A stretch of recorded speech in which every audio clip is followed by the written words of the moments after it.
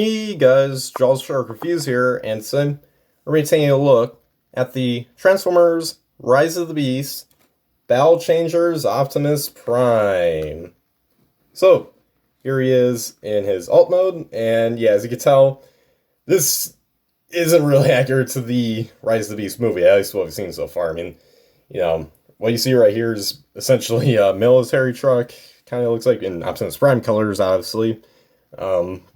And of course the Setfo is like the only Optimus Prime related vehicle that we've seen is, his normal 87 Freightliner, but, that's pretty much it, and, of course that's a semi-truck cab, but, which is good, to keep his traditional cab, but, yeah, but this is, like, in this Rise of the Beast line, it looks like this almost was, like, this is like the second figure we've gone with this style, because the previous one, which I've already reviewed on my channel, was the the Smash Changer Optimus Prime, which turned into a very similar alt mode.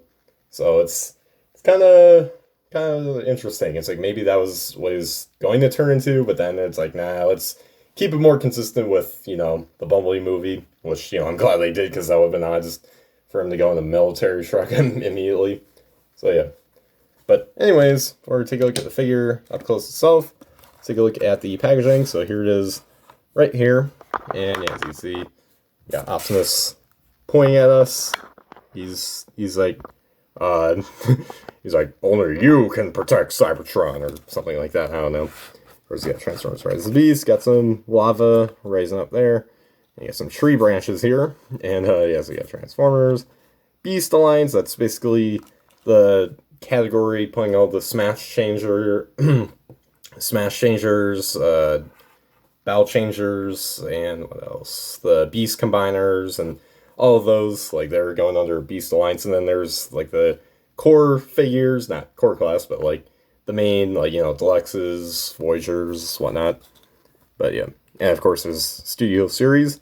But, yeah, right here, Optimus Prime. Got all this cool-looking Rise of the Beast themed artwork. And then you got Prime's robot mode and his alt mode. On the side, you got Battle Changers on the back here. He has 8 steps. We have product shots right here. And that's pretty much it for his packaging. So let's get right back into Prime himself. So here he is. So let's take a good look here up close of him. And yeah, this is a pretty neat, like, little alternative to his, the main cab. Because it's not often we see Prime turn into a military truck. In fact, I'm not sure if we ever have before the Rise of the Beast toy line. So that's kind of interesting. But here's the front, here's the side, and then here's the back, because he's got his feet sticking out. But yeah, and on the top here, he's got that same spare tire that was on the Smash Changer, and then, his legs. And then, yeah, he's got 2 actual wheels here, and then 2 faux wheels. Like, and it's funny, they're flat at the bottom here, so they're literally flat tires. So that's... yeah, it's kind of funny, but at the same time, it's like, okay, it's typical of Hasbro to have those faux wheels, but yeah. But yeah, so there's that. And yeah, so that's kind of it right there. Not really a whole lot. So, let's get into the size comparisons. So yeah, for the alt mode size comparisons, here he is with the Smash Changer Optimus Prime. That's this one's beefier and stuff. And, there's some differences, like it's all blue in the back here, whereas on here, it's only blue on the lower half, because that's, where the legs are, and then these are the arms. But, it's kind of interesting to see, it seems pretty obvious. Again, you got the spare tire up here, as well as up here, so this very well could have been, during the creation of the movie and stuff, when, like, they're making the concept art, maybe possibly this was like his first alt mode before they decided to go back to the Freightliner. Who knows? We'll have to see. It probably won't be revealed until, after the movie's out, and then the Blu-ray and DVD are out, and then you get the, special features, the behind the scenes. Then that's probably when we'll find out. Time will tell. But yeah, so there's that. So yeah, but anyways, let's get right down into his transformation. So starting off, you just want to untab the legs here. There's tabs on both the legs, kind of close to the shin. You just want to untab that from the arms. And then next, split apart the arm, or actually first, before you split them apart, you just want to lift up these front wheel sections. I always forget to do that. There we go. Then you split these apart and then move them forwards. Do the same thing here. and then rotate them down like that, and then move these pieces back here with the the front wheels. And then next you're just gonna want to bring this down. It's kind of clicks there twice, and then swivel here at the waist, and then split apart the legs. And then finally what you're going to want to do is you're going to lift up the head and bring it back all the way. And there you go. There you guys have little Optimus Prime right here in his robot mode. And yeah, I gotta say, it does look pretty neat. Not great, but, not what I was expecting. Especially from a figure like this. And it still looks Optimus Prime-y, so hey, and I created a new term, Optimus Prime-y. But anyways, let's take a look at the head sculpt right here. Really nice. The fact that this has a more accurate head sculpt than the Studio Series Bumblebee movie one is kind of beyond me, but yeah, there's that right there. And then, yeah, I guess just paint details. I really like the detailing that they put in here, even if it wasn't painted all that much. So cool. And yeah, then you got all the arm detailing. So not a lot of paint, but quite some good details, especially, for a figure like this. It's like, what, I think it was $11? Yeah, $11. And yeah. And the back, pretty clean, except for this, but yeah. This is kind of sticking up here, but I don't really care. So yeah. So this is the first of the battle change, or yeah, they're called battle changers, right? This need to double check. Yeah, battle changers.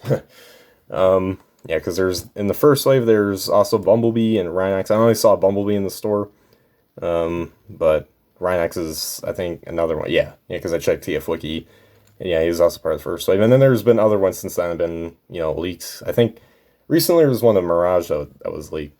So, these seem pretty neat, again, for the price. Kind of cool, transform, not great, but, it's just kind of cool, fun thing to have.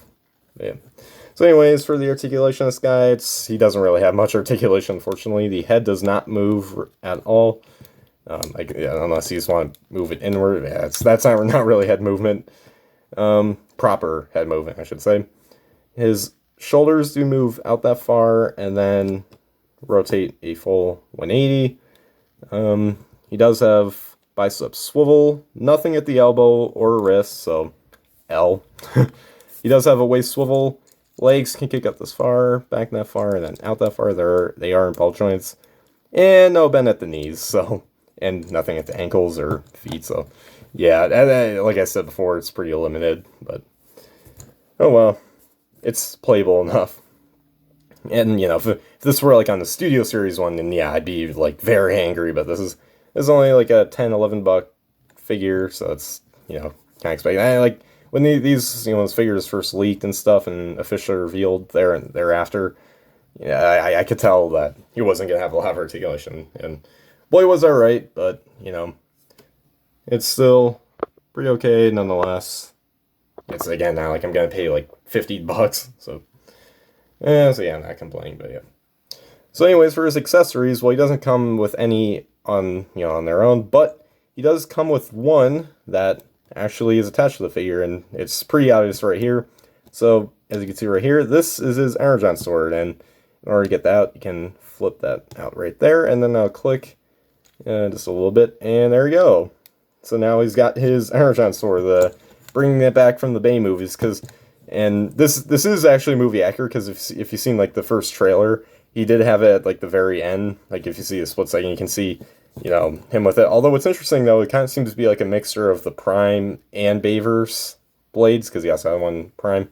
Because half of it was orange, so like his Energon sword and Bayverse, but also kind of like more of this gray, but also had like a little blue, which referenced Prime. So that's kind of interesting, especially for the fans of Transformers around. Like I became a fan around that time, Bayverse Prime. So it's kind of interesting to see there.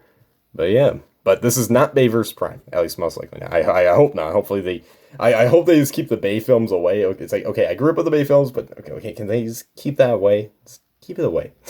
We got a new reboot universe, hopefully. They keep saying it, but it's like not, yeah, I don't know. But it's just keep those away. But yeah, here's the Energon blade anyways. Pretty cool. So you can whoosh it around and whatnot. So yeah, so there's that. But yeah, so anyways, now for the robot mode size comparisons. Here he is with the Smash Changer Optimus Prime.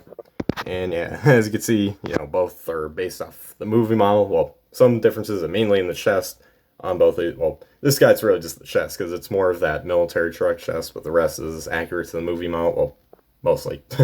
And then this one is a bit less accurate, but at the same time, it's still, you can tell it's only a movie / Rise of the Beast Prime. So yeah. So there's those two right there. And yeah, so that's pretty much it for the robot mode comparisons. And there you guys have my review of the Transformers Rise of the Beast Battle Changers Optimus Prime. And yeah, I guess it's pretty okay figure, pretty fun figure, I'd say. It's a pretty nice fiddly figure. It's not a great figure, but again, considering that this is more part of the kid-oriented part of the line for Transformers, aka they call it Beast Alliance. It's fun little figure in that regard, but it's not great. It's not collector standards, the stuff that typically I like to get.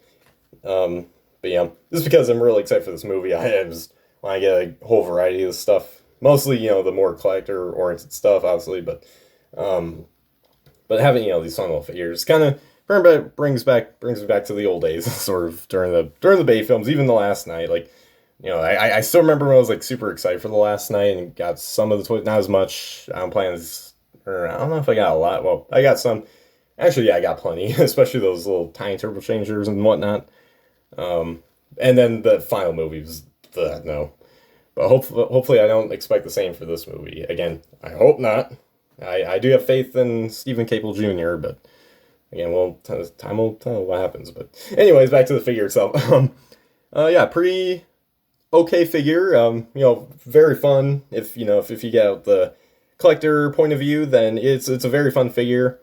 But of course, it doesn't match collector standards if you're looking in the collector point of view.